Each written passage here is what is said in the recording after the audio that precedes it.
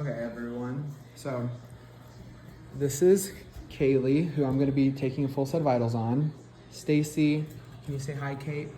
Hello. And then this is Chris. Hi. So I'm going to be showing everybody how to take a full set of vitals. I have a few things to do today.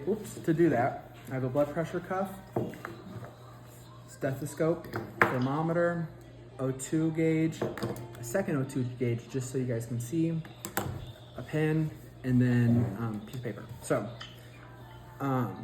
it's very important to know what your vitals are. So, and how to check vitals. One, if you work in long-term care or any type of healthcare, you're gonna need to know how to.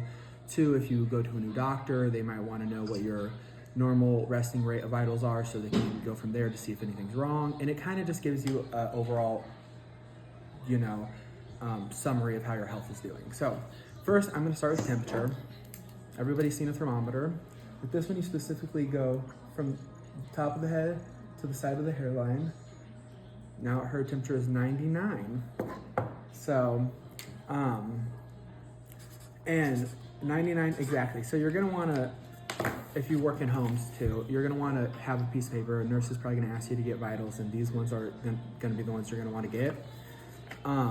Some sources don't include O2, but again, it allows for healthcare professionals to know what the baseline is, and that's from infiniummedical.com. So I'm gonna start, I already showed the thermometer, that's 99, her temp. So the regular temp is between 97.8 and 99.1, and that's from all these numbers are from mountsinai.org. Normal is 98.6. So anyways, I'm gonna actually start with the blood pressure. So blood pressure, the systolic is the top number that you're gonna get, and then your diastolic is the bottom number. So while I get this ready, I'm gonna explain that. But first, there's an artery line. You got an artery in your arm. You can take blood pressure a lot of different places, but we're doing it on the arm today.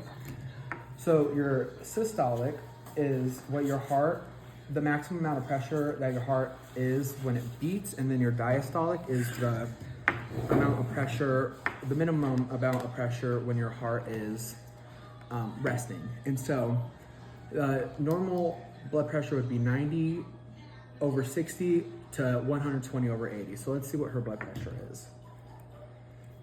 And so with this, taking it manually, you're gonna wanna stick the stethoscope by the artery where it was.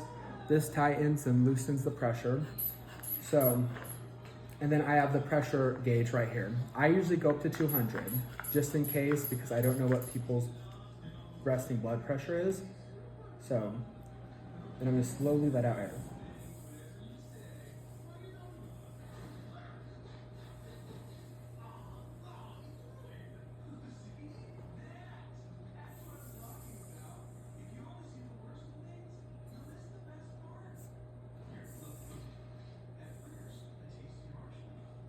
Okay.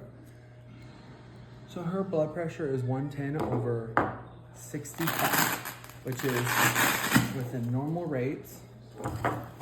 And so I would write that down.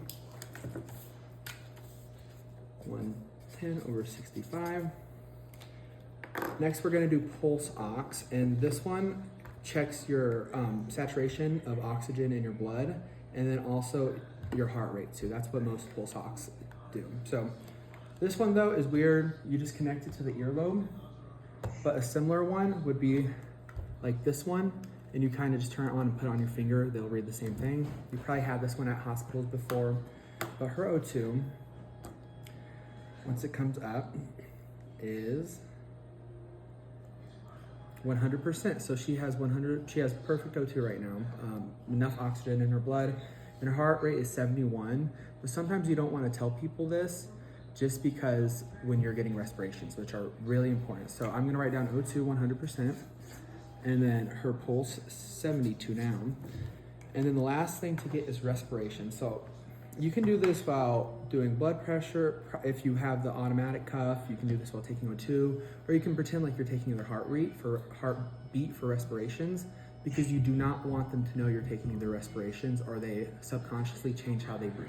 So You can pretend like you're taking somebody's heartbeat through the wrist, but the whole time you're looking at to see if their diaphragm is raising up and down. So 1, 2, 3.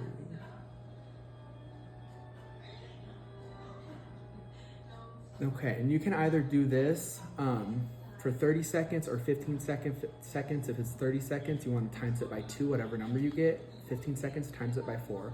So hers was around 17, 18. And a normal respiration is 12 to 18, again, by mountsinai.org. But what I've mainly seen from my own experience working in a lot of nursing homes and different places for the past 3 years is usually around 16 to 20 is what they would prefer. 12's a little low. And